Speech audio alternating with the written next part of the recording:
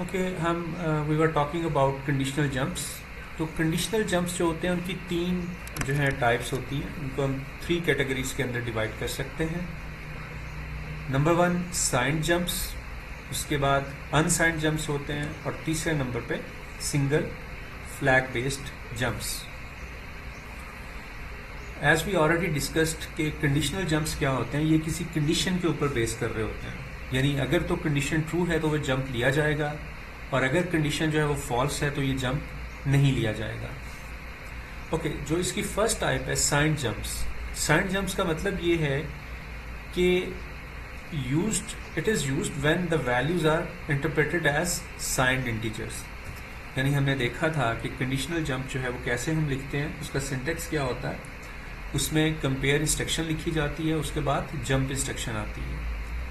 तो compare instruction में जो हमारे ऑपरेंड्स हैं, सोर्स और डेस्टिनेशन ऑपरेंड्स, अगर तो वो साइंड नंबर्स हैं, मीन्स के वो पॉजिटिव हैं या वो नेगेटिव नंबर्स भी हो सकते हैं, यानी हम उनको साइंड सेंस में ट्रीट कर रहे हैं, उनकी इंटरप्रिटेशन साइंड इंटरप्रिटेशन ले रहे हैं, तो उस केस में फिर हम साइंड जंप्स को इस्तेमाल करते हैं। साइंड जंप जो है, अब ये क्या करते हैं, they consider the most significant bit as the sign bit. यानी साइन नंबर्स में हम क्या करते हैं कि अगर हमारा फॉर एग्जांपल कोई 8 बिट नंबर है और हम ये इंटरप्रिटेशन ले रहे हैं कि ये एक साइन नंबर है, तो उस केस में जो मोस्ट सिग्निफिकेंट बिट होती है वो साइन को शो कर रही होती है कि ये नंबर पॉजिटिव है या नेगेटिव है।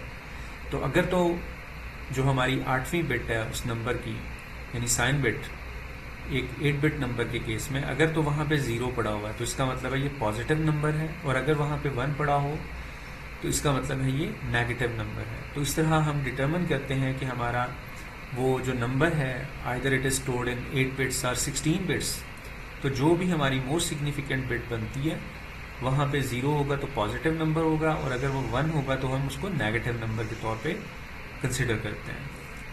अब साइंड जंप्स की एग्जांपल्स क्या हैं, उसमें JG है, इसको हम रीड करते हैं जंप इफ ग्रेटर। इसी तरह JL jump if less, jump if greater or equal, jump if less or equal, jump if equal, jump if not equal. तो साइंड जंप जो है, एज आई सेड, कि ये हम तब इस्तेमाल करते हैं जब हम नेगेटिव नंबर्स को उनकी ट्रीटमेंट हमें करनी हो या उनकी बेस पे हमने डिसीजन मेकिंग करनी हो, तो फिर हम साइंड जंप्स को इस्तेमाल करते हैं। ओके, साइंड जंप्स के केस में जो फ्लैग्स जिनकी बेस पे ये जंप लिया जाता है, उसमें हमारे पास OF फ्लैग शामिल हो सकता है, यानी ओवरफ्लो फ्लैग, साइन फ्लैग या फिर जीरो फ्लैग जो है। तो ये 3 फ्लैग जो हैं, ये तीनों भी इस्तेमाल हो सकते हैं, या इनमें से कोई 2 एज ए कॉम्बिनेशन जो है, एज ए ग्रुप जो है, उनकी बेस पे CPU डिसीजन लेता है कि वो जंप लिया जाएगा या नहीं लिया जाएगा। दूसरी जो हमारे पास टाइप है उसको हम कहते हैं unsigned jumps. These jumps are used when the values are interpreted as unsigned integers। यानी जब हम अपने नंबर्स को as a unsigned numbers, unsigned integers के तौर पे ले रहे हैं अपनी वैल्यूज को, तो उस केस में फिर हम अनसाइंड जंप्स इस्तेमाल करते हैं।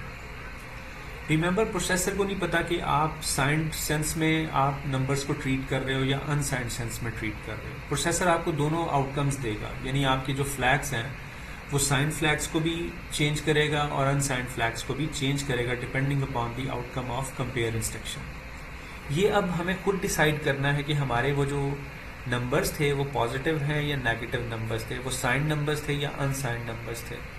अगर तो हम अनसाइंड नंबर्स के तौर पे उनको ट्रीट कर रहे हैं तो फिर हमें अनसाइंड जंप्स इस्तेमाल करना है, और अगर आप उनको साइन नंबर्स के तौर पे उनको देख रहे हैं तो फिर आप साइन जंप्स इस्तेमाल करते हैं।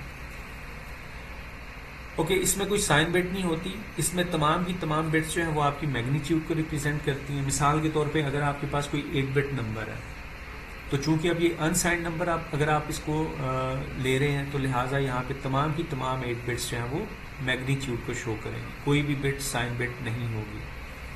इसकी एग्जांपल्स जो है उसमें JA है jump, it will be read as jump if above, JB jump if below.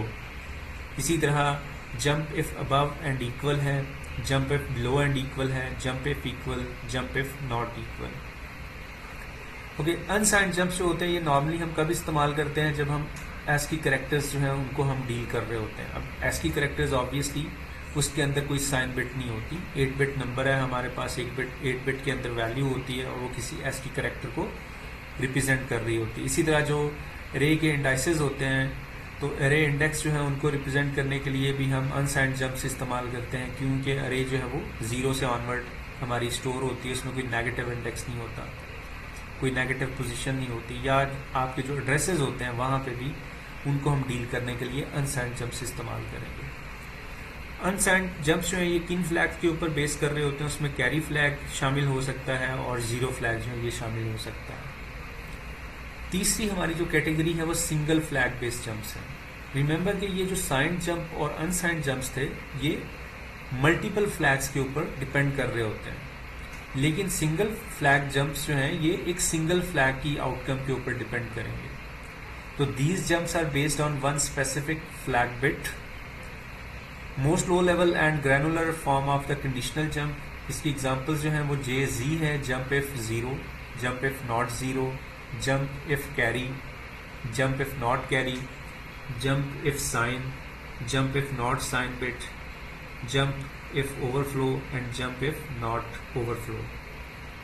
So these jumps are used commonly for checking carry, कि अगर आपने कोई ऑपरेशन किया है तो कोई कैरी तो जनरेट नहीं हुई, या अगर कोई ऑपरेशन परफॉर्म हुआ है अरिथमेटिक ऑपरेशन तो उसका आउटकम 0 तो नहीं है, या ओवरफ्लो तो नहीं अगर हो गया, तो इनकी बेसिस पे या ये डिटरमिन करने के लिए फिर हम सिंगल फ्लैग जंप्स जो है वो इस्तेमाल करते हैं। और ये जो फ्लैग्स हैं हमारे ये स्टेटस फ्लैग्स जिनको हम कहते हैं, 0 फ्लैग है, कैरी फ्लैग है, साइन फ्लैग है, ओवरफ्लो फ्लैग और पैरिटी फ्लैग, इनको जो है वो इंडिविजुअली टेस्ट करेगा और देखेगा कि ये जंप लिया जाएगा या नहीं लिया जाएगा।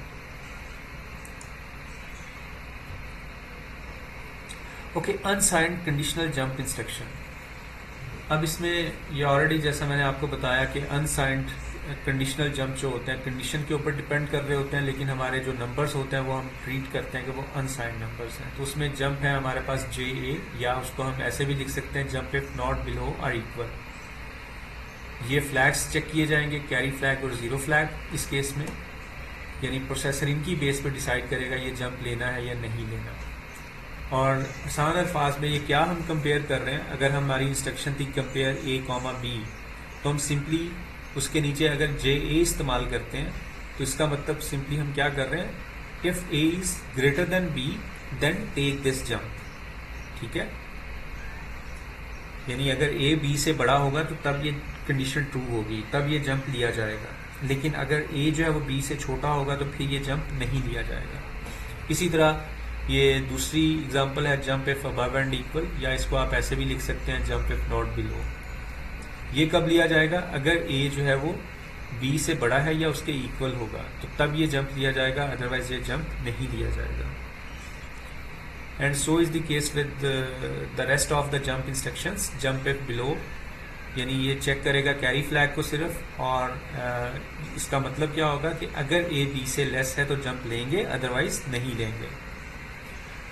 इसी तरह jump if below and equal है, इस केस में ये 2 फ्लैग्स, या ये फ्लैग चेक होता है या ये फ्लैग चेक होता है, और इसका मतलब क्या है, इसका मीनिंग है जी इफ A इज लेस और इक्वल टू B तब ये जंप लेंगे, अदरवाइज नहीं लेंगे। इसी तरह JE या इक्विवेलेंटली आप JZ जंप इस्तेमाल कर सकते हैं। ये 0 फ्लैग की बेस पे लिया जाता है, यानी अगर 0 फ्लैग 1 होगा तो ये जंप लिया जाएगा, अदरवाइज नहीं लिया जाएगा। और ये क्या डिटरमिन करता है, ये डिटरमिन करता है कि अगर A और B इक्वल वैल्यूज हैं तो ये जंप होगा, अदरवाइज नहीं होगा।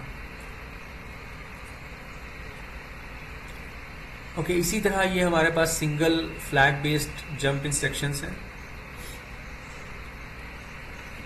ये सिंगल फ्लैग की बेस पे ये जंप लिए जाते हैं, मसलन JZ या JE जो है ये सिंगल फ्लैग के ऊपर बेस करता है, तो अगर 0 फ्लैग 1 होगा तो ये जंप लिया जाएगा, अदरवाइज नहीं लिया जाएगा। तो इसका प्रैक्टिकल इस्तेमाल क्या है, यानी जब हमारा रिजल्ट 0 होगा। इसी तरह JNZ है या JNE भी आप इसको लिख सकते हैं।